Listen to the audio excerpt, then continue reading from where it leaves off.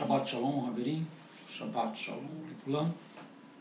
Shabbat Shalom, meu amigo. Shabbat Shalom a todos. Estamos em mais um Shabbat, onde nós vamos estudar mais uma porção dada pelo Eterno ao profeta Moshe. Moshe que recebeu das próprias mãos do Eterno as tábuas com as 10 palavras, ou os 10, como chamam, 10 mandamentos, mas para nós que entendemos, foram 10 pronunciamentos, porque mandamentos, que são as instruções, existem muito mais do que 10, não são só 10. Desses 10 pronunciamentos é que nós tiramos os 613 preceitos, alguns nós cumprimos, outros não, porque nós acreditamos já na vinda do Mashiach, Yeshua HaMashiach, o Messias assim prometido pelo Eterno a Abraham, a Moshe, aos profetas, e tantos outros homens que viveram antes do Mashiach. O Eterno, ele escreveu com a sua própria mão as seguintes palavras: Zahor et Yom HaShabbat lekadisho. Lembra-te do dia de sábado para o santificar, para o guardar, para usar este dia, em memória de mim, para o meu, para o meu serviço, para o meu deleite. Eu dou um dia de descanso para você se regozijar nesse dia na minha presença. Foi o que o Eterno quis quando mandou, ou quer quando mandou a gente guardar o dia de sábado. Ele quer também que o seu nome seja proclamado. Hoje nós não falamos mais o nome verdadeiro do Eterno, porque ele próprio escondeu, para que as pessoas não pronunciassem o seu nome em vão. Sabemos através das outras parashás que já estudamos que quando um homem pronunciava o nome do Eterno, milagres aconteciam. Então, para que o nome do Eterno não seja pronunciado em vão, o próprio Eterno escondeu o seu nome. Há muitos que defendem vários nomes por aí, mas, no caso eu, não concordo com nenhum, não aceito nenhum, não faço menção de nenhum. Prefiro ficar fora desse assunto. Quem quiser achar que é tal nome, que é tal nome, que é tal nome, ache. Eu não acho nada. Não temos provas cabais suficientes, científicas, escritas, seja lá o que for, arqueológicas, para provar que esse nome é o nome do Eterno. Então, preferimos ficar em silêncio quanto a esse assunto. Temos os nomes pagãos aí, Deus, Jeová, e tantos outros com a letra J, o nome do filho também, que foi adulterado, ou seja, foram mudados, porque jamais o nome de um hebreu seria Jesus, porque Jesus é um nome romano. Então nenhum casal israelita, hebreu, descendente de Abraham, ia colocar um nome Jesus em seu filho. Moshe teve um nome egípcio, mesmo assim esse nome está dentro da gemátria hebraica. Então ele teve um nome egípcio porque foi dado por uma egípcia. Vamos saber disso, ok? Então vamos para a Parashá. A porção dessa semana é a porção de Devarim. Entramos no último livro da Torá, que é Devarim. Para as Bíblias modernas é o nome Deuteronômio, mas a palavra Devarim, que é o nome correto do livro, significa palavras. Há quem ache que, com certeza não demorou muito, Com certeza não demorou muito para Moshe escrever esse livro. Há quem ache que ele foi escrito em 3 horas e meia, ou seja, foi um discurso de Moshe, lembrando tudo que os hebreus já tinham passado durante os 40 anos. Mas há quem ache, já um pretenso grupo do judaísmo acha que o livro foi escrito em 35 dias, 3 horas e meia, 35 dias, é bem parecida a coisa, né? Tem algo em comum aí, pelo menos o 3. Foi escrito em 35 dias, porque ele teve que discursar tudo isso que está no livro, que é um discurso, concordamos com isso, que é um discurso, né? Mas acreditam que Moshe ele discursou em 70 línguas diferentes, que eram as 70 línguas que existiam na época, das 70 nações que existiam na época. Ou seja, a Torá ela foi transmitida, né, em 70 idiomas. Isso não quer dizer que a sua plenitude total, né, esteja nos outros idiomas. Nós só conseguimos encontrar a sua plenitude, né, ou seja, os quatro níveis, né, de estudo da Torá, só conseguimos encontrar no hebraico, com certeza.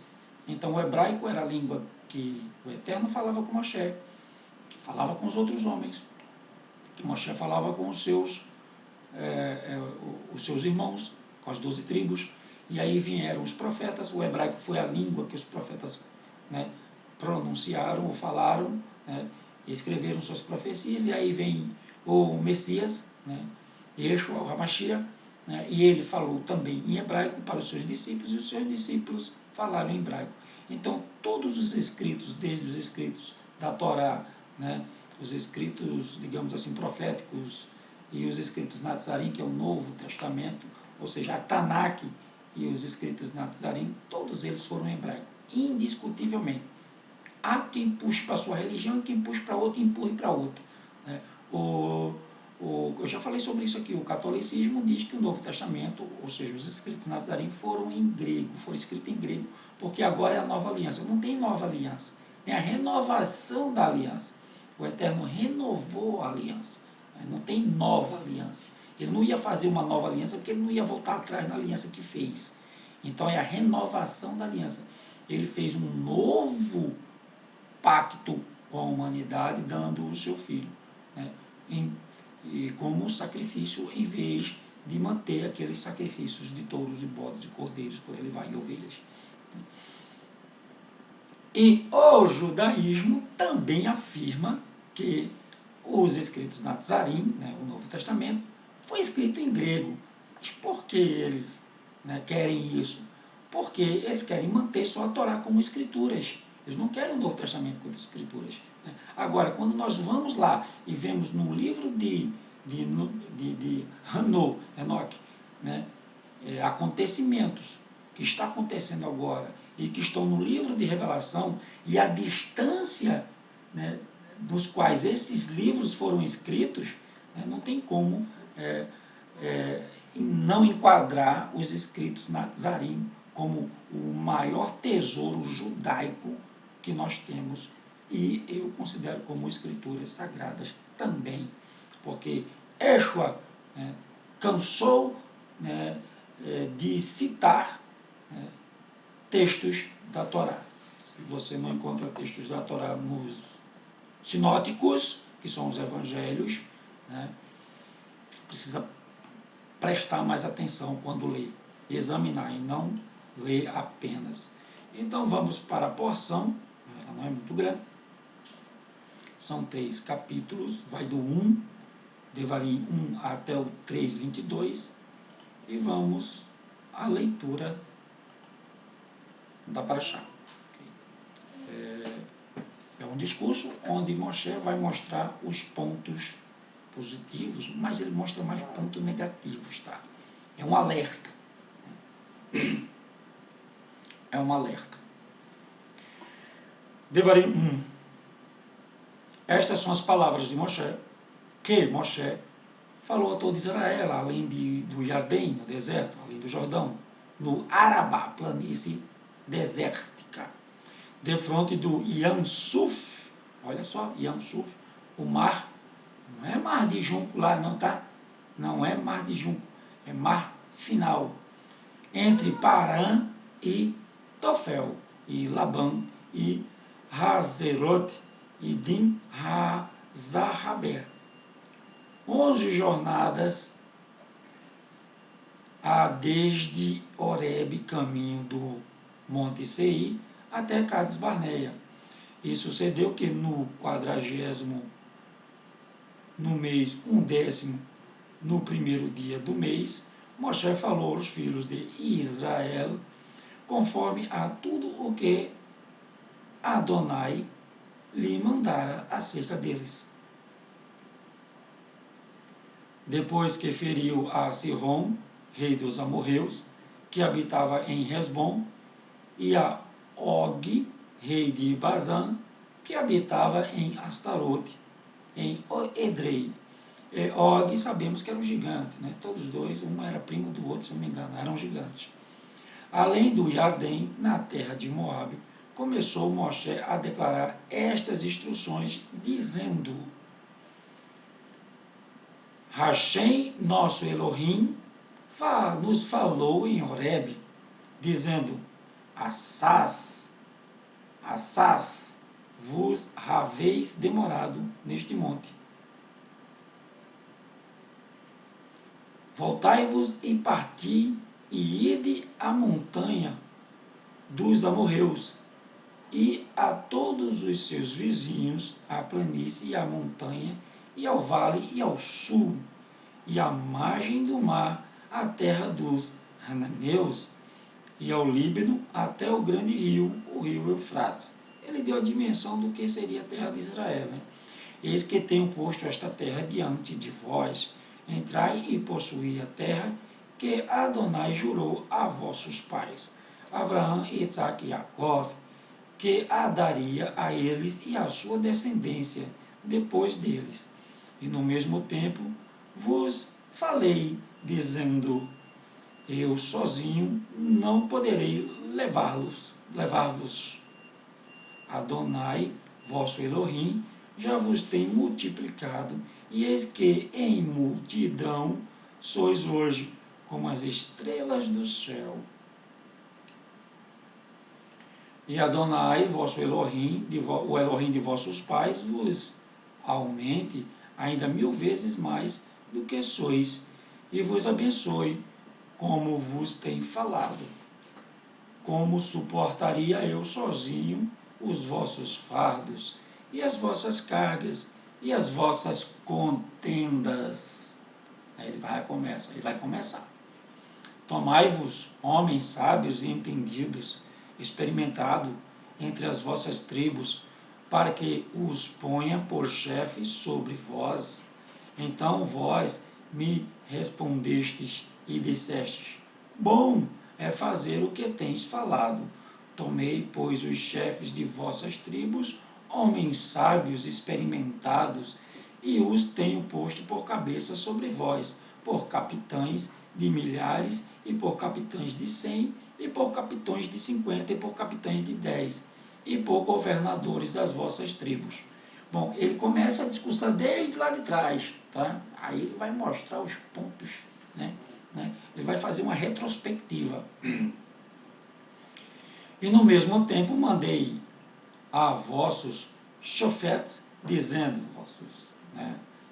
vossos líderes, ouvi a causa entre vós, vossos juízes, no caso, chofetes, juízes, ouvi a causa entre vossos irmãos e julgai justamente entre o homem e seu irmão, e entre o estrangeiro que está com ele. Não discriminareis as pessoas em juízo, ouvireis assim o pequeno como o grande. Não temereis a face de ninguém, porque o juízo é de Elohim. Porém, a causa que vos for difícil fareis vir a mim, e eu a ouvirei. Assim, naquele tempo, vos ordenei todas as coisas que haveis de fazer. Então partimos de Horebe e caminhamos por todo aquele grande e tremendo deserto que vistes pelo caminho das montanhas dos amorreus, como Adonai, vosso Elohim, nos ordenara, e chegamos a Cades Barneia.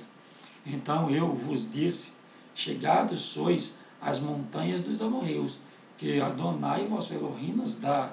Eis aqui, o Adonai teu Elohim tem posto esta terra diante de ti. Sobe, toma posse dela, como te falou Adonai, Elohim de teus pais, não temas e não te assustes. Então todos vós chegastes a mim e dissestes, mandemos homens adiante de nós, para que nos espie a terra e, de volta, nos ensine o caminho pelo qual devemos subir e as cidades a que devemos ir. Gente, esse texto explica lá o texto lá atrás, né, quando eu falei que Adonai disse assim, não envia para mim, envia para ti. E a tradução foi errada, né? Aqui está a explicação, Moshe dizendo que eles chegaram para Moshe e disseram assim, mande homens à nossa frente. Ou seja, o Eterno ele não precisava mandar ninguém, porque ele já conhecia a terra. Ele já tinha dito que a terra era uma terra que mandava leite e mel. Mas eles não acreditaram, eles quiseram constatar. Mas a questão aqui é que eles estavam com medo dos povos daquela terra. Por isso mandaram espias.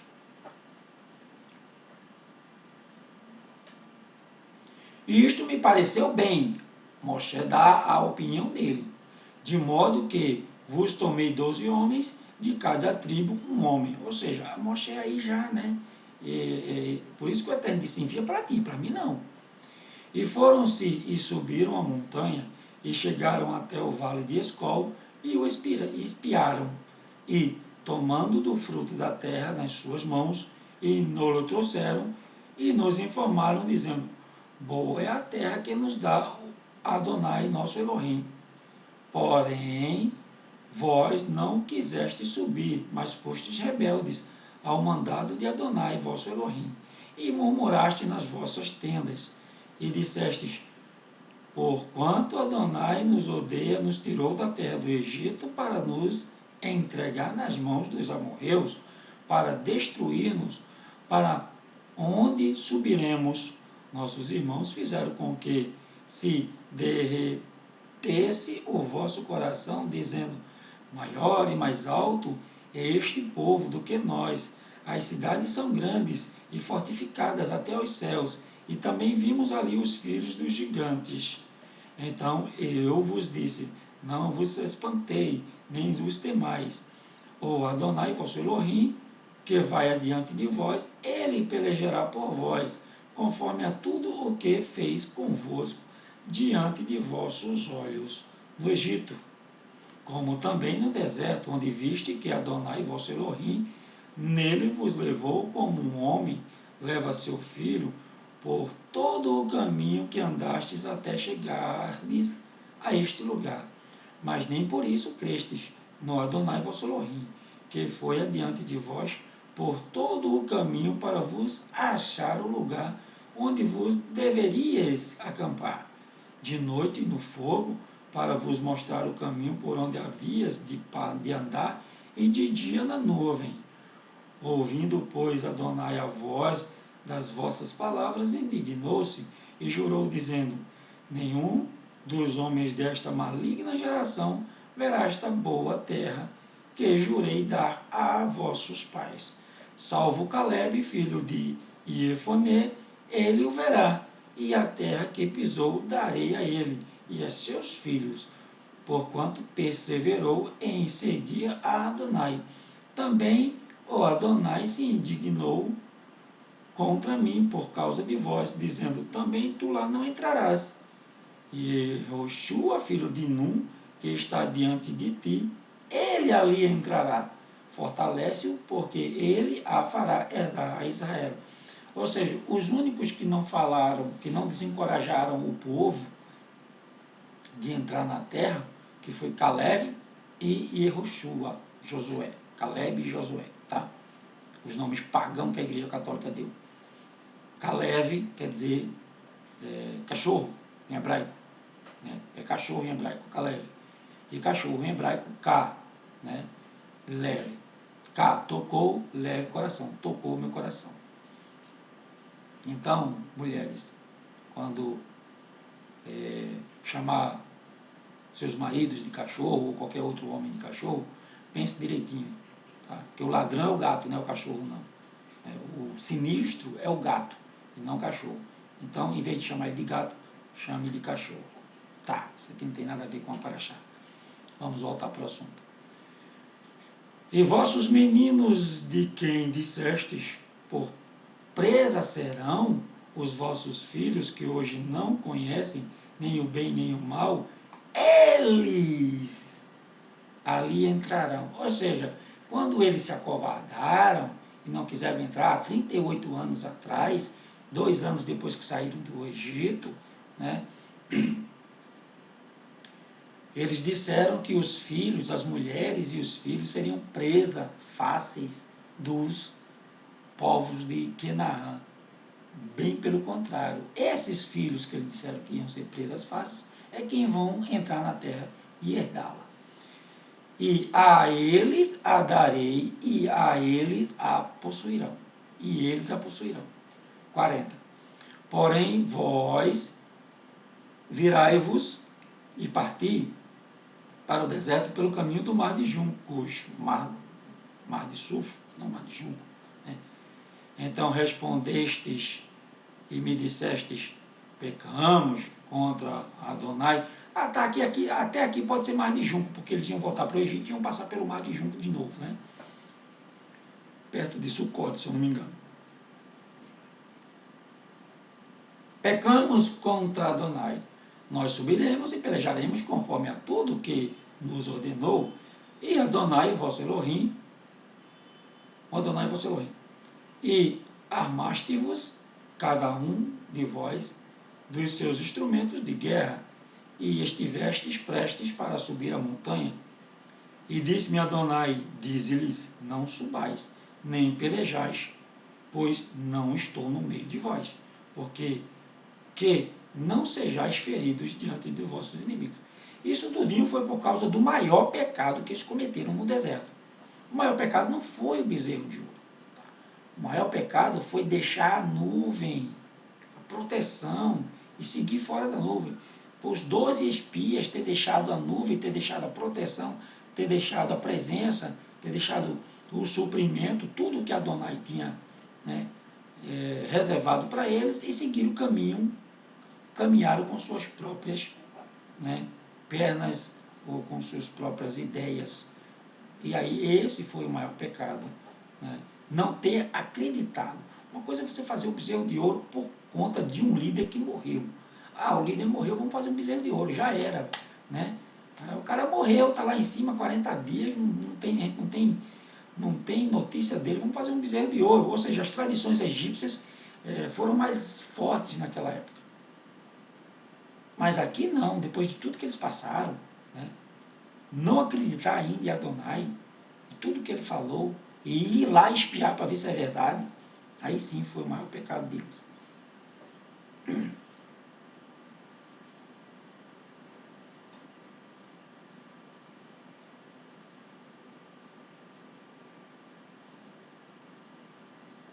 E disse-me Adonai, dize-lhes, não subais e nem pelejais, pois não estou no meio de vós, para que não sejais feridos diante de vossos inimigos.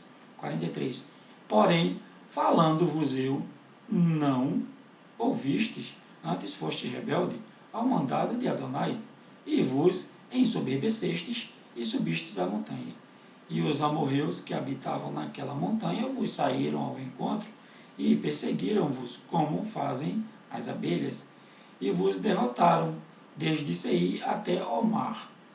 Tomando, pois, vós e chorando perante Adonai, e o Adonai não ouviu a vossa voz, nem vos escutou. Assim permanecestes muitos dias em Cádiz, pois ali vos demorastes muito. Capítulo 2. Depois viramos-nos e caminhamos ao deserto, o caminho do mar de juncos, como Adonai me tinha dito, e muitos dias rodeamos o monte Seir. Então Adonai me falou, dizendo, tendes rodeado bastante esta montanha, virai-vos para o norte, e dá ordem ao povo, dizendo, passareis pelos termos de vossos irmãos, aos filhos de Esaú, que habitam em Seir, e eles terão medo de vós, porém guardai-vos bem, não vos envolvais com eles, porque não vos dareis da sua terra, nem ainda a pisada da planta de um pé, porquanto Esaú tenho dado o monte Seir por herança. Comprareis deles por dinheiro comida para comerdes, e também água para beberdes, deles comprarei por dinheiro. Pois Adonai, teu Elohim, te abençoou em toda a obra das tuas mãos. Ele sabe que andas por este grande deserto. Estes 40 anos, ó Adonai, teu Elohim, esteve contigo, coisa nenhuma te faltou. Passando, pois, por vossos irmãos, os filhos de Esaú, que habitavam em Seir, desde o caminho da planície de Elate e de Ezion-Geber, nos viramos e passamos o caminho do deserto de Moabe. Então Adonai me diz: não molestes aos de Moabe e não contendas com eles em peleja, porque não te darei herança da sua terra, porquanto tenho dado a Ar por herança aos filhos de Lote. Depois eu vou explicar porque Adonai disse que não pelejasse contra essas nações, tá? Os Emins, criaturas aterrorizadoras, antes habitaram nela, um povo grande e numeroso. Emins aí deve ser os Nefilins, tá? Os gigantes, e alto como os gigantes. Também estes foram considerados gigantes como os Anaquins, sim, perdão, ele disse Nefilins, né? Anaquins. Nefilins foram os filhos dos anjos, se eu não me engano. E os Moabitas os chamavam de Emins. Outrora, os Oreus também habitaram em Seir, porém os filhos de Esaú os lançaram fora e os destruíram de diante de si, e habitaram no seu lugar, assim como Israel fez a terra da sua herança, que Adonai lhes tinha dado. Levantai-vos agora e passai o ribeiro de Zered. Assim passamos o ribeiro de Zered. E os dias que caminhamos, desde Cades Barneia até que passamos o ribeiro de Zered, foram 38 anos, até que toda aquela geração dos homens de guerra se consumiu no meio do arraial, como Adonai lhes jurara. Assim também foi contra eles a mão do Adonai para destruir do meio do arraial, até os haver consumido. E sucedeu que, sendo já consumidos todos os homens de guerra pela morte do meio do povo, o Adonai me falou, dizendo: hoje passarás a Ar pelos termos de Moabe. E chegando até defronte dos filhos de Amon, não os molestes, e com eles não contendas, porque da terra dos filhos de Amon não te dareis herança, porquanto os filhos de Lote a tenho dado por herança. Gente, perdão aí pela minha garganta, hoje está complicado, tá? Está pior do que os outros dias, mas a gente vai assim mesmo. Também essa foi considerada a terra de gigantes. Antes nela habitavam gigantes e os amonitas os a chamavam de Zanzumins. Um povo grande e numeroso e alto, como os gigantes. E Adonai os destruiu de diante dos amonitas, e estes os lançaram fora, e habitaram no seu lugar. Assim como fez com os filhos de Esaú, que habitavam em Seir, de diante dos quais destruiu os Oreus, e eles os lançaram fora, e habitaram no lugar deles até este dia. Também os Caftorins, que saíram de Caftor, destruíram os Aveus, que habitavam em Cazirim, até Gaza, e habitaram no lugar deles. Até hoje Gaza existe, né? Que é a faixa de Gaza, onde tem muita guerra. Levantai-vos, parti e passai o ribeiro de Arnon, eis aqui na tua mão tenho dado a Sihon, amorreu rei de Hesbom, e a eles em peleja. Não, e a terra começa a possuí-la, e a sua terra comece a possuí-la, e contende com eles em peleja. Neste dia começarei a pôr um terror e um medo de ti diante dos povos que estão debaixo de todo o céu. E os que ouvirem a tua fama tremerão diante de ti e se angustiarão. Então mandei mensageiro desde o deserto de Quedemonte a Sihon, rei de Hesbom, com palavras de paz, dizendo: deixe-me passar pela tua terra, somente pela estrada irei, não me desviarei para a direita nem para a esquerda. A comida para que eu coma vende-me-ás por dinheiro, e dar-me-ás por dinheiro a água para que eu beba. Então somente deixa-me passar a pé, como fizeram comigo os filhos de Esaú que habitavam em Seir e os moabitas que habitavam em Ar, até que eu passe o Iardém, a terra que Adonai, nosso Elohim, nos há de herdar. Mas Sihon, rei de Hesbom, não nos quis deixar passar por sua terra, porquanto Adonai, teu Elohim, endurecera o seu ruá, o seu mover, a sua ação, e fizera obstinado o seu coração para todar na tua mão, como hoje se vê. Na sua Bíblia aí, né, que está adulterada pela Igreja Católica, eu acho que a palavra aqui deve ser espírito, né? Elohim endurecer o seu espírito. Ninguém tem espírito, né?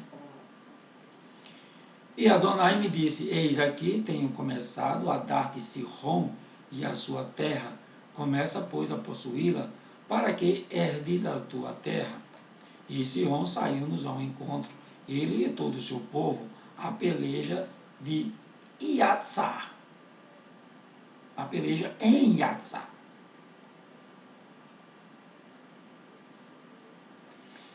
E o Adonai, nosso Elohim, nos entregou e o ferimos a ele e a seus filhos e a todo o seu povo. E naquele tempo tomamos todas as suas cidades e cada uma destruímos com os seus homens, mulheres e crianças, não deixamos a ninguém. Somente tomamos por presa o gado para nós e o despojo das cidades que tínhamos tomado, desde Aroê, que está à margem do ribeiro de Arnon, e a cidade que está junto do ribeiro, até Gileade. Nenhuma cidade houve que de nós escapasse. Tudo isto, Adonai, nosso Elohim, nos entregou. Somente a terra dos filhos de Amon não chegastes, nem a toda a margem do ribeiro, de Iaboque, nem as cidades da montanha, nem a cidade, nem coisa alguma, que nos proibira Adonai, nosso Elohim. Você pode perceber que eu trago as informações durante as passagens, durante o texto. Tá? Isso, para o preguiçoso, é terrível, porque se ele bota no começo e depois bota o vídeo lá no final para ver o resumo, ele vai perder muita coisa no meio do texto. Aqui não tem preguiçoso não. Para se estudar a Torá, né, tem que ler o texto todo, tá? Palavra por palavra. Né? Estudo da Torá não aceita preguiçosos, tá bom? Ou lê ou fica na ignorância.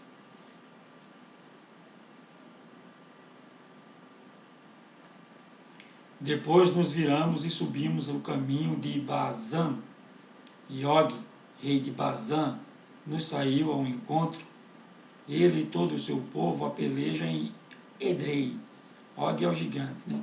Então Adonai me disse: não o temas, porque a ele e a todo o seu povo e a sua terra tenho dado na tua mão, e far-lhe-ás como fizeste em Sihon, rei dos amorreus, que habitavam em Hesbom. Gente, até agora eles não entraram na terra não, eles ainda estavam do lado de cá, do lado leste do Jordão, tá? Não entraram na terra não. E também Adonai, vosso Elohim, nos deu na nossa mão a Og, rei de Bazã, e a todo o seu povo, de maneira que ferimos até que não lhe ficou sobrevivente algum.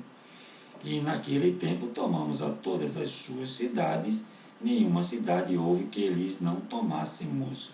60 cidades, toda a região de Argob, o reino de Og, em Bazã. Todas estas cidades eram fortificadas com altos muros, portas e ferrolhos, e muitas outras cidades sem muros, e destruímos-las, como fizemos em Sihon, rei de Hesbom, destruindo todas as cidades, homens, mulheres e crianças. Porém, todo o gado e o despojo das cidades tomamos para nós por presa. Assim, naquele tempo, tomamos a terra das mãos daqueles 2 reis dos amorreus que estavam além do Jardém, desde o rio de Arnon até ao monte de Hermon, Monte Hermon. A Hermon em Sidônios chamam Sirion, porém os amorreus o chamam Senir. Todas as cidades do Planalto e todo o Gileade e todo o Bazã até Salcá e Edrei, cidades do reino de Og em Bazã. Porque só Og, o rei de Bazã, restou dos gigantes. Eis que o seu leito, um leito de ferro, não está porventura em Rabá dos filhos de Amon, de 9 côvados o seu comprimento e de 4 côvados a sua largura, pelo côvado comum. Tomamos, pois, esta terra em possessão naquele tempo, desde Aroer, que está junto ao ribeiro de Arnon, e a metade da montanha de Gileade, com as suas cidades, tenho dado aos reuvenitas e gaditas e meia tribo de Manassé, né? Que ele não... E o restante de Gileade, como também todo o Bazão, o reino de Og, dei a meia tribo de Manassé. Eu ia dizer que ele não tinha citado, mas ele citou aqui no versículo seguinte. Toda aquela região de Argob, por todo o Bazã, se chamava a terra dos gigantes. Se você quer saber o tamanho do gigante, vai lá e vê quanto é um côvado em metros, em centímetros hoje. Né? Estuda, pesquisa. Eu não vou dar não aqui a resposta não, tá? Era grande. Né? Tá lá, ó. 9 côvados o seu comprimento e 4 côvados a sua largura. 14. Iar, filho de Manassé, alcançou toda a região de Argob, até ao termo dos Gesuritas e Macatitas, e a chamou de seu nome Havote Iar, Havote Iar, até este dia. E a Maquir dei Gileade. Mas aos reuvenitas e gaditas dei desde Gileade até ao ribeiro de Amon, cujo meio servem de limite, até o ribeiro de Iaboque, o termo dos filhos de Amon, como também a campina do Jardém, por termo desde de Quinerete até o mar da Campina, o mar salgado, abaixo de Asdote Pisga, para o oriente. E no mesmo tempo vos ordenei, dizendo: Adonai vosso Elohim vos deu esta terra para possuí-la. Passai, pois, armados, vós, todos os homens valentes, filhos de atitude, diante de vossos irmãos, os filhos de Israel. Tão somente vossas mulheres e vossas crianças e vosso gado, porque eu sei que tendes muito gado, ficarão nas vossas cidades que já vos tenho dado, até que Adonai dê descanso a vossos irmãos, como a vós, para que eles herdem também a terra que Adonai vosso Elohim lhes há também dei ordem a Yehoshua no mesmo tempo, dizendo: os teus olhos têm visto como o que o Adonai vosso Elohim tem feito, e estes 2 reis, assim fareis, ó Adonai, a todos os reinos a que tu passarás. não os temas, porque Adonai vosso Elohim é o que peleja por vós. Eu acho que até aqui o 22, né? Exatamente. Até aqui o 22, terminamos aqui o texto da porção Devarim. Essa porção ela traz o nome do livro Devarim, né? E vamos agora para o que os sábios nos trazem como, né, singularidade, curiosidade. Vou fazer um resumo e aquilo que for interessante eu vou e explico. Moshe reúne a nação e começa a discursar, né?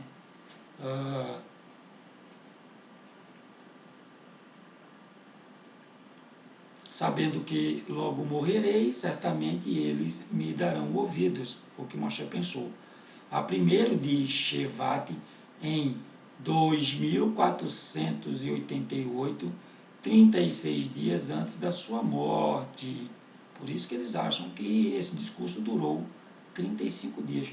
Moshe anunciou a todo o povo de Israel, deve se reunir e escutar as minhas palavras, né? Moshe expõe a Torá em 70 línguas, como eu falei, assim acreditamos, né? É bem lógico isso. Moshe começa a falar, né? A voz de Moshe não era alta o suficiente para atingir 600 mil pessoas, mas ocorreu um milagre e ele pôde ser ouvido por todos os hebreus presentes, né? O que a Torá nos diz sobre estas falhas, né, as falhas que Moshe expõe diante de Bene Israel, né? Se você abrir o livro da Torá, nesta paraxá, vai encontrar o discurso de Moshe e ficará surpreso. Não está lá tudo o que se pode encontrar na Torá, são estas poucas palavras. Moshe falou a Bene Israel sobre o que aconteceu nas planícies de Moabe, no Mar Vermelho, né, que é o Mar Yam Suf, e no deserto. A Torá apenas menciona o nome de cada local onde um pecado aconteceu, porque não há mais detalhes. Hashem queria poupar o povo da vergonha de ter um grande número de falhas, enumeradas no início de um novo livro da Torá, por consideração para com os hebreus. A Torá escrita apenas dá indícios do discurso de Moshe. Moshe abençoa Bene Israel, né? Moshe continua descrevendo o que acontecera no início da jornada pelo deserto. Fui designado não apenas como seu professor da Torá, mas também para ser seu juiz, né? Vamos lá, Bene Israel são comparados às estrelas, areia e pó, né? Moshe comparou Bene Israel à estrela, mas na verdade Hashem fizeram uma promessa diferente a cada um dos antepassados, que foi que ele prometeu a Abraão: olhe para o céu, tente contar as estrelas, assim como esta tarefa é impossível, da mesma forma será impossível contar seus filhos. A Isaac ele prometeu: seus filhos serão tão numerosos como os grãos da areia da praia, né? E a Yaakov, seus filhos serão como o pó da terra.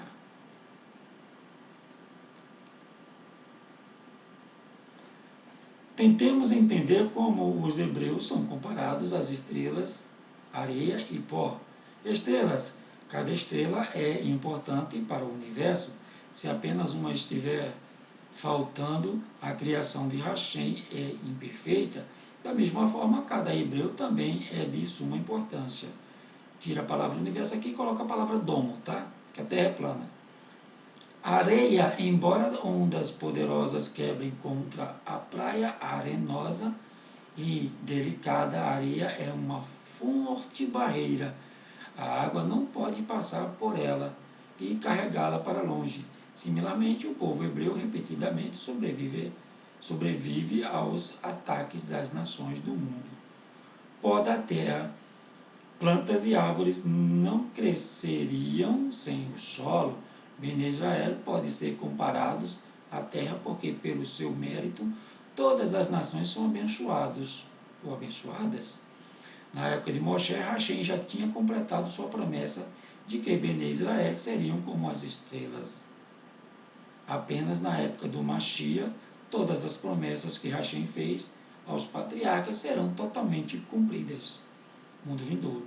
Moshe relata a escolha dos juízes, né, os chofés, as regras para os juízes, né, para eles não serem, não terem dois pesos, duas medidas, né? Estou resumindo, tá? A importância dos juízes e suas responsabilidades, né, nós lemos no texto. Moshe fala sobre os espiões, né, o que aconteceu quando alguns hebreus quiseram lutar contra as 7 nações, né, Adonai não estavam com ele, e aí eles tiveram que fugir. Bene Israel não conquistaram 3 nações, né, Seir, porque, né, Bene Israel estavam proibidos de conquistar 3 nações que faziam fronteiras com ele, Israel. As 3 nações eram Seir, né, onde os descendentes de Esav viviam. Outro nome para este país era Edom. Edom quer dizer vermelho, né?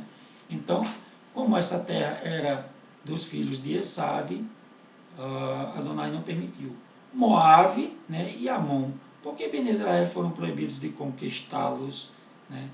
Bene Israel, Seir, Edom. Afinal, a nossa caminhada, Hashem, nos ordenou rumo para o norte, em direção a Eretz, e passar pela terra de Seir. Hashem advertiu: os descendentes de Esav são seus irmãos, não os ataquem, nem ao menos passem pela terra deles, sem permissão. Se quiserem alimentos ou água, paguem por eles. Dei a terra a Seir e a Esav até a era do Mashiach.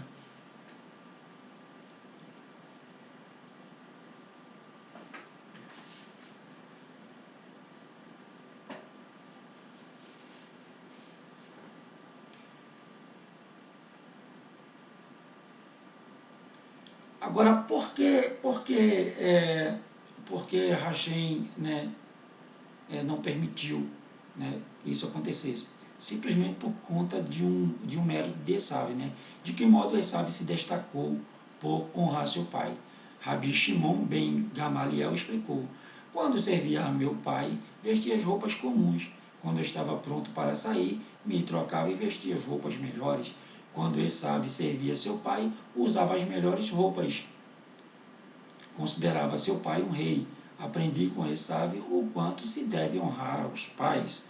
Para não dar a Esav um espaço no mundo vindouro, Hashem propositalmente concedeu a Esav a recompensa total por sua mitzvah neste mundo.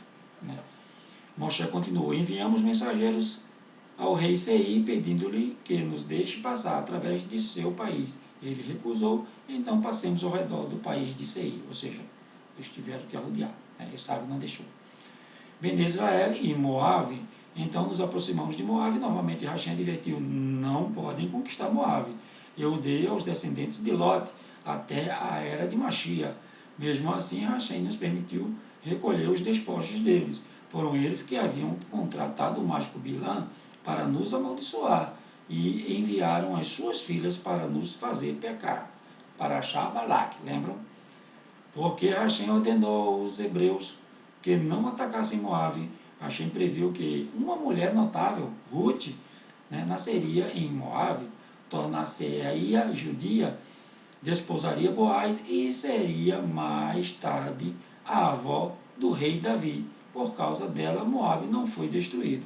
Enviamos mensageiros ao rei de Moabe, pedimos permissão para passar pelas suas terras, mas eles também recusaram. E então viajamos ao redor de Moabe. Você quer saber, né, você vai lá e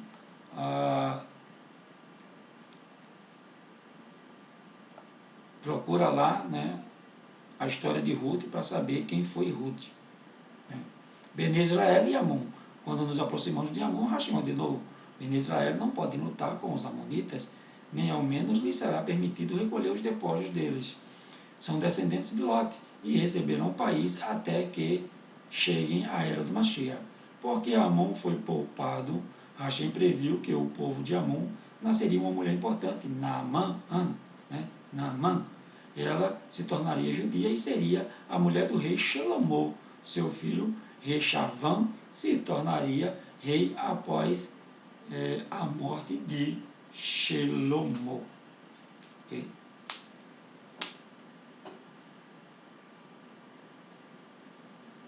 Naamã, o nome dela era Naamã. Há uma outra razão pela qual Hashem proibiu a conquista de Moabe e Amon. Né? Hashem propôs como recompensa pelo silêncio de Lot, o qual foi o mérito de Lot. Né? O mérito de Lot foi o seguinte, é que quando ele foi para o Egito, né, junto com Abraão, né, inventou aquela história que Sara era sua irmã, né, e Abraão não mentiu, né, porque prima era considerada irmão, no caso era prima sobrinha, né, de Abraão, ela era prima sobrinha, e, ou seja, era parente. Então Abraão, ele não mentiu, né, ele apenas ocultou, né, um assunto a mais, e Lot ficou caladinho, né. Então o mérito de Lot foi isso. Por conta do silêncio de Lot, o faraó não matou Abraão. Né. Beleza, Israel, né, vence Sihon e seu exército, e aí está o motivo pelo qual, né, Abraão não, Hashem não permitiu que Ben Israel lutassem com essas três nações, né, Seir, Amon e Moab, sabendo que os amonitas e os moabitas eram descendentes de Lot. Veja só, né, no que deu, né, as filhas de Lot, né, passarem por isso, né, ou seja, coabitaram com o pai, né, e deram essa descendência, né, não muito boa. Os moabitas, eles sacrificavam seus filhos aos ídolos pagãos, né, como ainda hoje, né, a alta cúpula do catolicismo faz. E outras religiões aí fazem, né? E nós não sabemos, ou muitos sabem e não falam. Aqui eu falo. Tá? Já é notório isso, né? Que o alto clero da Igreja Católica faz rituais de magia negra com crianças, e a maçonaria também. Está tudo envolvido na mesma podridão. Então a gente olha para as filhas de Lot, né, e diz, foram duas devassas. Né? Não é assim. Né?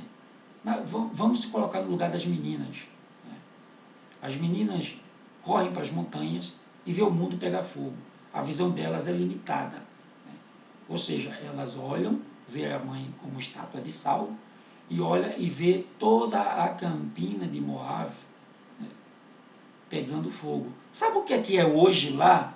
Onde existem as cidades de Sidom e Amorá, Sidom e Gomorra, é um mar de sal, ou seja, o mar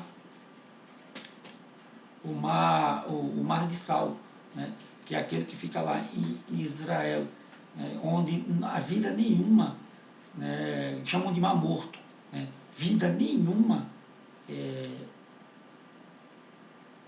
aparece lá, ou seja, o lugar todo, dizem que é o lugar mais baixo, né, na Terra plana, é a planície mais baixa, né, de todo o território da Terra. E lá nada floresce, nada vive, só tem sal. Por isso ficou um buraco. Né? Então a visão das meninas, elas olharam assim e disseram, o mundo se acabou. Né? O mundo se acabou. A mesma visão que Noa teve, o mundo se acabou, só temos nós. Né? E elas olharam para o pai e disseram, bom, só temos nós. Né? Acabou tudo. Está tudo indo pegando fogo. E aí resolveram, achando elas que iam dar continuidade à raça humana, coabitaram com o pai. Vamos dar descendência ao nosso pai. Né? Por aí. Vamos ver o outro lado também. A mesma coisa é a mulher lá, a mulher de Potifar, né? Potífera, a mulher de Potifar. Né? Vamos se colocar do lado dela. Né? O cara era um cara normal, aí de repente ele recebe uma proposta do faraó de se tornar eunuco e aumentar o cargo dele diante, né, do reino, né, na dinastia, né, um império, e aí ele se torna chefe da guarda, mas para isso ele precisava passar pela cirurgia e se tornar eunuco, né? Vai que conversou com a mulher, ela concordou, a nossa vida vai melhorar, vai ter mais dinheiro, né? E blá blá blá blá, e não pensaram nas consequências futuras. E aí ele vai se tornar eunuco, não dá mais prazer sexual para sua mulher, e aí ela começa a sentir falta. Mulher nova, bonita, com certeza deveria ser muito bonita, né? Potífera, que ele não ia casar com mulher feia. E aí chega José, né, Yosef, bonitão, saradão, né, mas claro, porque o povo, não estou falando, gente, olha, não é discriminação racial aqui não, tá? É questão de visão e de atração. Não estou dizendo que não, né, simplesmente os hebreus eram mais claros do que os egípcios, tá? Não estou fazendo discriminação nenhuma. Ou seja, chegou um homem lá na casa dela com uma pele de cor diferente, né? Novo. E aí a mulher não conseguiu se conter, né? Foi o prejuízo que o faraó, que Potifar teve. E aí, né, Moshe relata outro assunto, né, que foram quando o sol parou, né, naquela guerra lá toda, né, 3 ocasiões em que o sol ficou parado, né, por causa de 3 tzadikim, o Todo-Poderoso fez o sol parar no céu.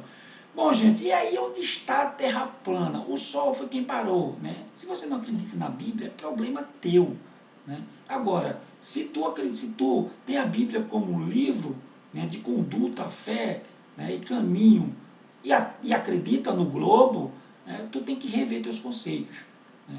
Porque ou tu fica do lado do eterno, da criação do eterno, ou tu fica do lado do Rassatã que inventou essa bola molhada que gira, né, para destruir toda a questão da criação, né, e tornar o Gênesis uma piada. E aí o povo vai. E esse negócio de Terra Globo só tem 500 anos. Tá? A NASA só tem 60 anos. Então é tudo muito novo. Né? Gerações anteriores, do meu avô para trás, não era tão manipulada como hoje, não. Moshe, o primeiro, né, Moshe, enquanto Moshe estava lutando com Sihon, Hashem parou o movimento do sol em compridando o dia. Por meio deste fantástico milagre, a fama de Moshe espalhou-se por todo o mundo. O Todo-Poderoso realizou esse milagre pouco antes da morte de Moshe, pois este implorou fervorosamente a Hashem que ele fosse permitido entrar em Eretz Israel, onde poderia santificar o nome divino até muito mais alto, no mais alto nível.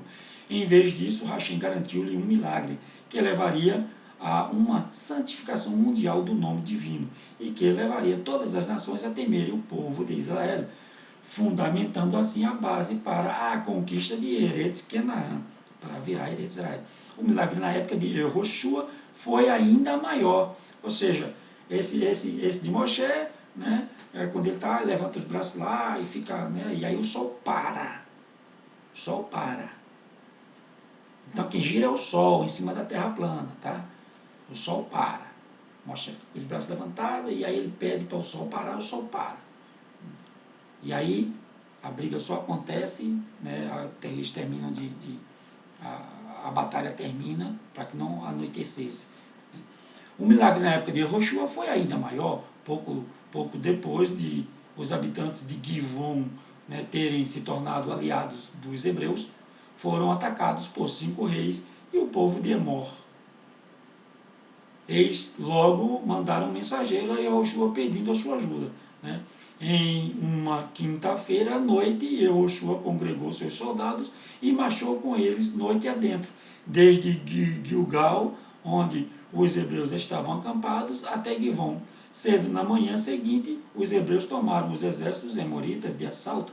O inimigo foi pego de surpresa enquanto fugiam em confusão. Hashem matou vários deles, jogando enormes pedras de granizo do céu. Bene Israel foram à perseguição e Yehoshua percebeu que a batalha continuaria no Shabat, ou seja, a sexta-feira já estava declinando, o crepúsculo já estava chegando, né? O Shabat já estava chegando, né? Porque quando a sexta-feira anoitece, aí já é sábado no calendário hebraico, né? O calendário que você segue é o calendário pagão de Gregório, né? Ele Ele foi quem fez essa lambança para que você não cumpra mandamento. Né? Então, Yehoshua, Josué, vendo que o dia ia declinar, pediu ao Eterno que o sol parasse. Né? E o sol parou para que eles não entrassem Shabat adentro, né? Guerreando. E aí, quando eles terminaram a guerra, o sol voltou ao seu ciclo normal.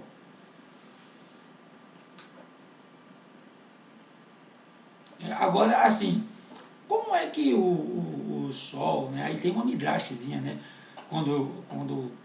Quando Yehoshua, né, pronuncia, né? Aquilo que eu falei, tá, do nome, né? Levantando suas mãos em direção aos corpos celestes, Yehoshua pronuncia o grande nome divino e ordenou: você, sol, que agora está acima de Givon, fique parado, e você, lua, que está acima do vale de Ailon, espere. Ou seja, né, não tem globo, caramba, né? Um estava aqui, o outro estava aqui, né? Você viu de um lado, ou você que está em cima de tal lugar, e você que está em cima de tal lugar, pare. Aí o sol retrucou: quem é você para me mandar parar? Enquanto me movimento, canto incessantemente para Hashem, ousarás me silenciar. Mas ainda não tomarei ordens de ti, pois fui criado no quarto dia da criação, ao passar que você, homem, foi criado somente no sexto dia. E Yehoshua replicou: deve silenciar por mim, pois eu nunca silenciei meus lábios de pronunciar palavras de Torá. Mas ainda, não tema, eu cantarei em teu lugar. E quando o teu argumento de que és mais velho do que eu, um jovem mestre pode dar ordens ao seu servo mais velho. Naquela véspera de Shabat especial durou 36 horas, terminou somente quando Bnei Israel derrotaram completamente seus inimigos.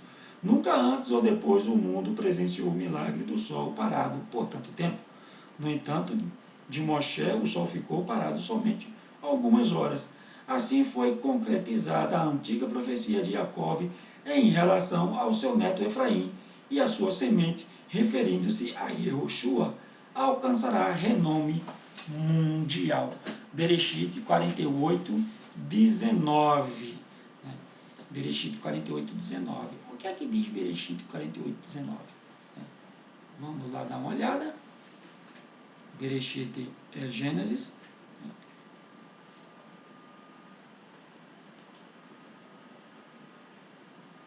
48, 19. O que é que diz? Mas seu pai recusou-se e respondeu: eu sei, meu filho, eu sei. Ou seja, Jacó quem está dizendo isso. Né? Ele também se tornará povo, também será grande. Apesar disso, seu irmão mais novo será maior do que ele, e seus descendentes se tornarão muitos povos. Assim, Jacó os abençoou naquele dia, dizendo: o povo de Israel usará os seus nomes para abençoar uns aos outros. Que Deus faça você como fez a Efraim e a Manassés, e colocou Efraim à frente de Manassés. Ou seja, Yehoshua, né, e Yehoshua, Josué, estava dizendo para o sol: ó, bota lá atrás.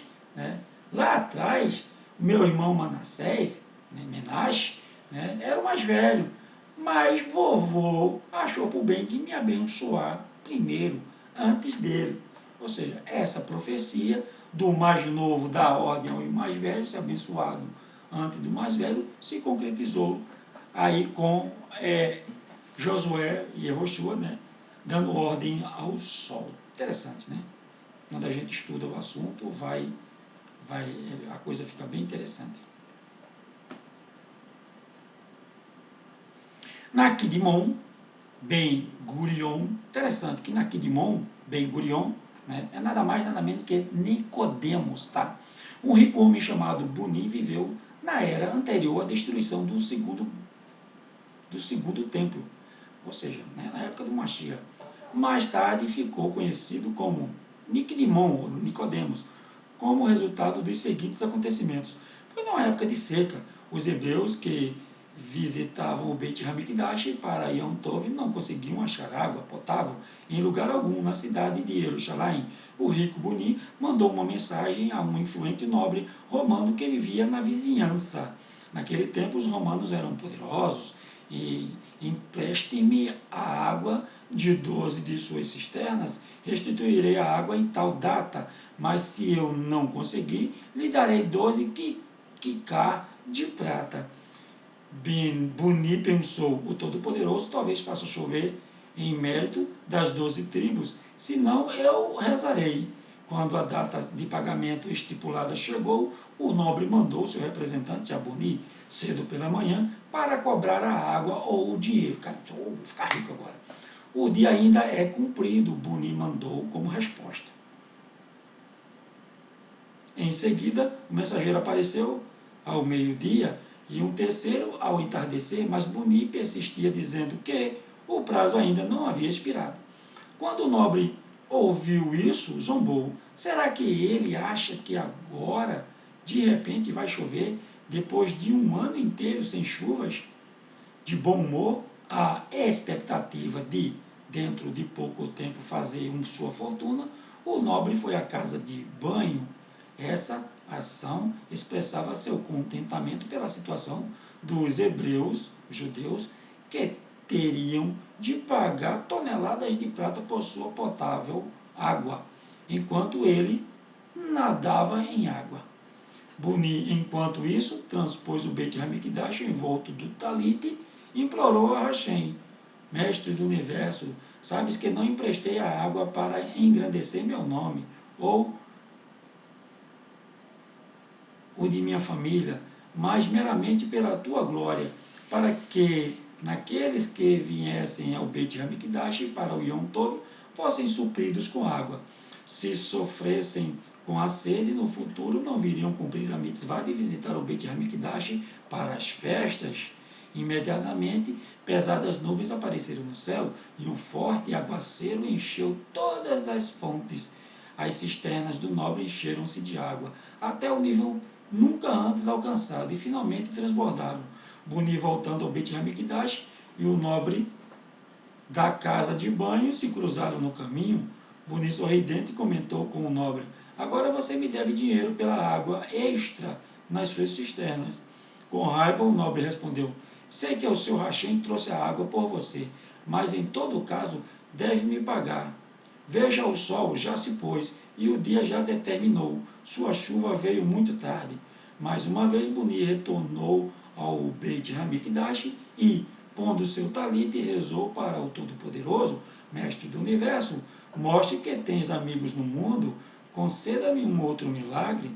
Uma rajada de vento varreu as nuvens de chuva e o sol irrompeu e mais uma vez brilhou no céu, sendo que o nobre perdeu todo o direito sobre o dinheiro.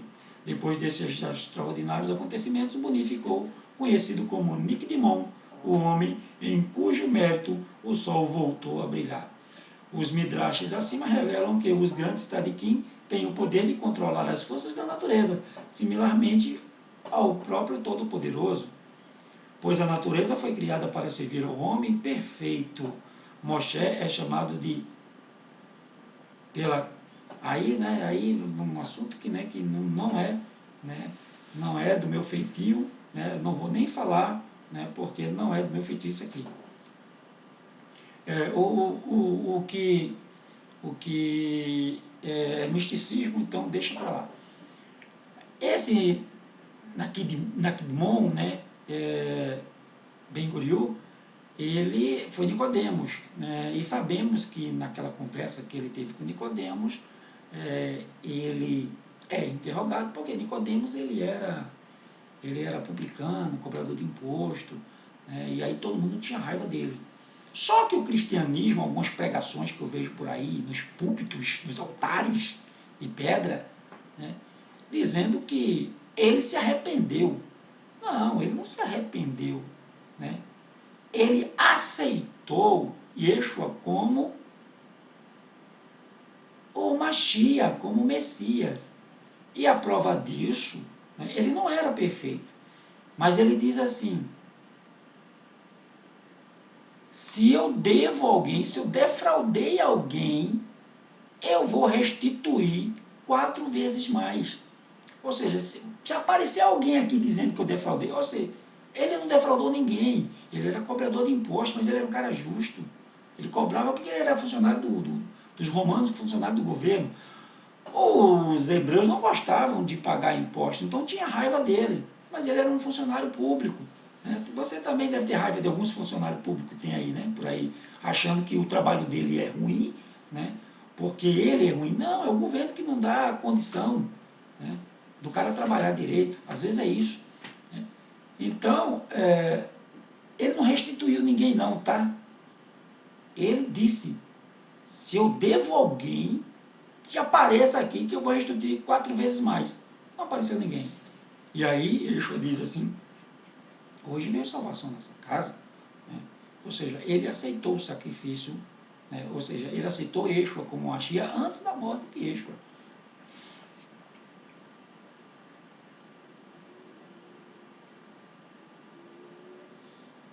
Um conceito importante que devemos aprender, né?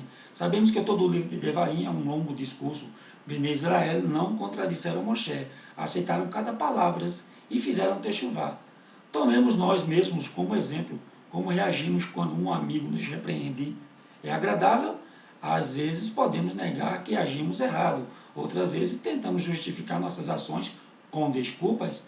É normal esquecer e não nos preocupar após ouvirmos Mussá, a demonstração. Nesta paraxá aprendemos que há um modo melhor. Há um versículo em Mishlei 9:8 que diz, não diga Mussar ao tolo, ou seja, não admoeste tolo, né? Não corrija o tolo, pois ele te odiará. Diga admoestações ou corrija uma pessoa sábia, diga Mussar a uma pessoa sábia, e ela o amará. Qual o significado disto? Né? Ou seja, a pessoa quando é sábia, ela aceita a correção. Quando ela não é, ela não aceita a correção. Um tolo não suporta aquele que ele diz que está errado. Não está interessado em aperfeiçoar-se. Quer ser da maneira que ele aprover. O sábio pensa, Hashem trouxe-me a este mundo com o objetivo em mente. Devo me esforçar para me tornar uma pessoa melhor. Deixe-me aceitar a ajuda dos outros para alcançar isto. A pessoa que possui sabedoria ouve a correção com gratidão, tenta aprimorar a si mesmo e seus atos não foram muito sérios ou não foi tão culpado. Nossos sábios chamam a geração de Moshe Dordeá, uma geração sábia. Ficaram envergonhados por suas falhas quando foram enumeradas em voz alta. Perceberam que Moshe falou, né, Mussá, porque os amava profundamente e se preocupava com eles. Hashem proclamou, o Mussá de Moshe me é tão caro como todas as mitzvot que dei a Bnei Israel.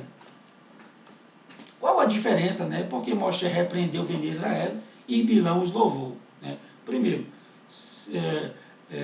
o Midrash cita 2 razões porque Moshe dirigiu-se a Bnei Israel duramente e Bilã simpaticamente. Né?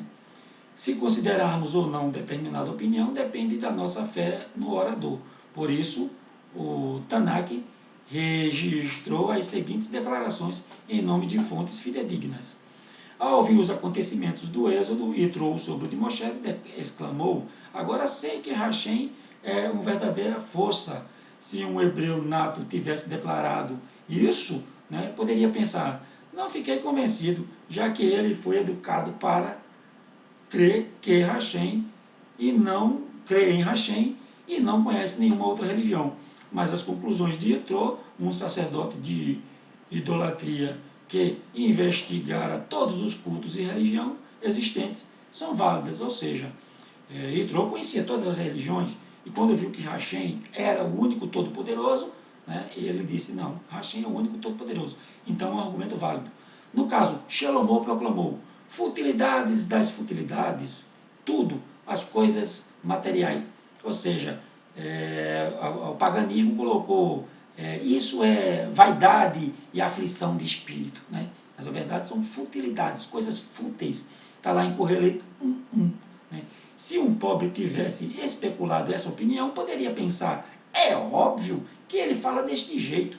Não conhece todas as boas coisas que o dinheiro pode comprar, né? Então, para ele é futilidade. Essa declaração, no entanto, foi feita por rei Shlomo, que era tão rico que não considerava a prata mais valiosa do que uma pedra ordinária.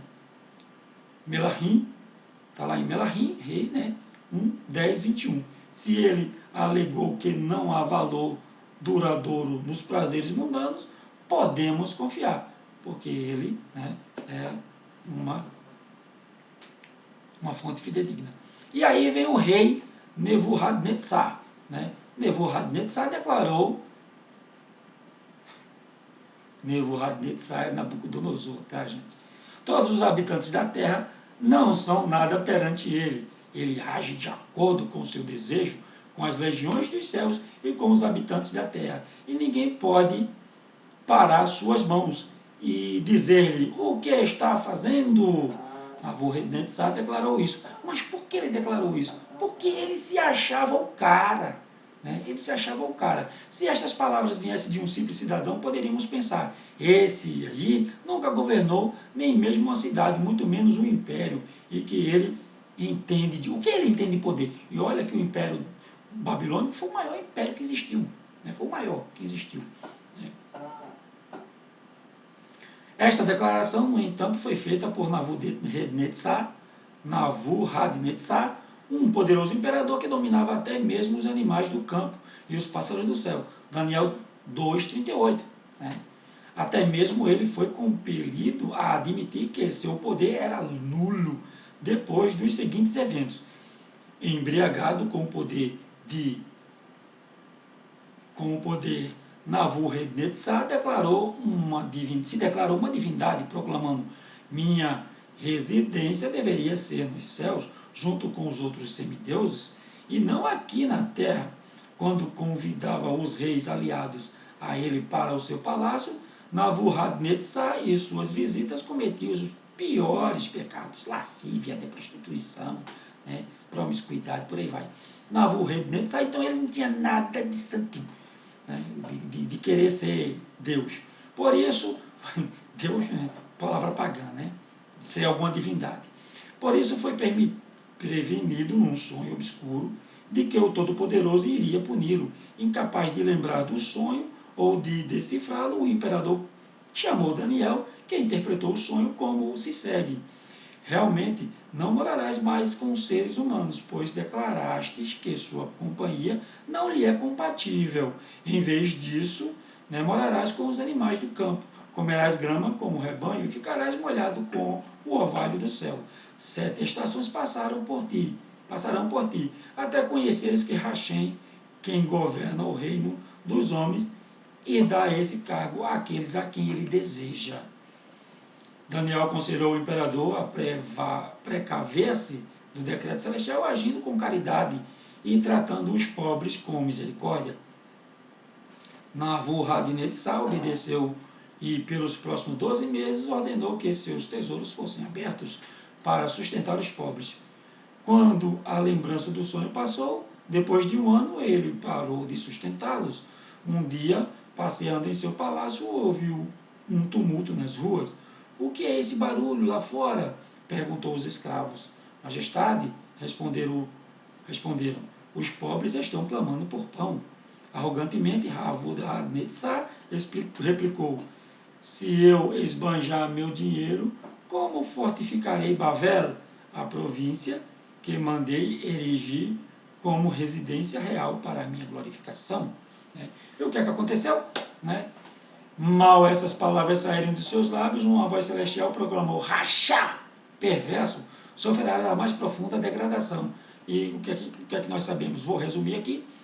Daniel 4,34, está lá, Nabucodonosor mandou radicalmente, ele declarou, eu, Nabucodonosor, louvo e enalteço. Ou seja, antes disso, Nabucodonosor, ele passou a comer grama, virou um animal, criou garras e aí foi habitar junto com os outros animais. E finalmente, Hashem depois restituiu a sua razão, e fez-los voltar ao trono, e aí ele declara, está lá em Daniel 4,34, eu, Nabucodonosor, louvo e enalteço e honro o Rei dos céus, cujos feitos são verdadeiros e cujos caminhos são justos. Quem é capaz de depreciá-los andando com arrogância? Né? Podemos confiar na verdadeira declaração de Nebuchadnezzar, pois ele soube pela experiência que somente Hashem confere poder e honra aos mortais, e que o homem não chega ao poder devido ao seu sucesso político. Né? Terminamos aqui, né? Sim, isso aí está, né, lá ainda no que as midrashes para entender o que Moshe falou. Né? E aí por que Bilã louva, né, Israel? Né? Os louvores de Bilã, na verdade, foram induzidos pelo ódio, ao passar que as duras demonstrações de Moshe saíram de puro amor. Nossos sábios ilustram esse ponto. 2 tutores estavam encarregados de cuidar da educação de um jovem príncipe. Um deles estava sinceramente interessado no bem-estar do jovem e por isso precedia cada aula com um gentil aviso para que este melhorasse sua conduta. Meu filho, assegure que seu comportamento seja correto. Seu pai, o rei, também é supremo juiz do país e não tolerará em seu próprio filho o mais tênue desvio do caminho apropriado. O outro tutor, que nutria uma aversão secreta pelo príncipe, frequentemente o encorajava. Aproveite a vida, não desperdice-a, né, por qualquer. Não precisa se preocupar com as consequências, pois seu pai é o supremo juiz do país. Sempre poderá dispensá-lo de qualquer punição. Similarmente, né, Bilã tentou embalar aos hebreus um falso senso de segurança. Hashem age com severidade somente com relação às outras nações. Em relação a vocês, ele pode até decretar uma punição, mas nunca a executará. Com seus louvores, Bilã desejava induzir aos judeus ou aos hebreus a seguirem suas más inclinações. Moshe, por outro lado, era um verdadeiro amigo de Bene Israel e por isso enumerou seus pecados à exaustão, para levá-los ao arrependimento e, consequentemente, chegar mais perto de Hashem. Na realidade, Moshe tinha um discurso para Bene Israel e outro totalmente diferente para o Todo-Poderoso. Ele se dirigiu a Bene Israel. Até quando continuarão a encolerizar Hashem? Será que já não pecaram demais? Quando se dirigiu ao Todo-Poderoso, no entanto, Moshe implorou-lhe: por que ficas tão furioso com o teu povo? Não são eles os teus filhos? Né? Ou seja, isso é o que um verdadeiro tzadikim faz. Tá? Não fica louvando pecadores, mas sim admoestando, né, para que eles se arrependam. E Hashem, né, em sua palavra, ele diz assim: eu corrijo a quem amo. Bom, gente, aqui terminou a Parashá. A Parashá de Devarim são palavras, né, as palavras, e essas palavras foram fortes, que é o discurso de Moshe. Né? Essa Parashá, essa porção, traz o nome do livro, né? Devarim. Né? Vamos recitar Birkat Kohanim, né? E vamos terminar aqui e vamos para as considerações finais. Né? Yevarechecha Adonai veishmerecha, Yirei Adonai panavelecha, vihuneka, Yitzhak Adonai panavelecha, veyatzelecha shalom. Elohim Melech Neeman, Elohim é rei fiel. Isso é o significado de amém. Tá? Amém quer dizer Elohim Melech Neeman. São 3 letrinhas. Né? Elohim Melech Neeman, a abreviatura dessas 3 palavras. Elohim, ou seja, Hashem, é rei fiel e para sempre. Shabbat Shalom a todos vocês. Até a próxima porção.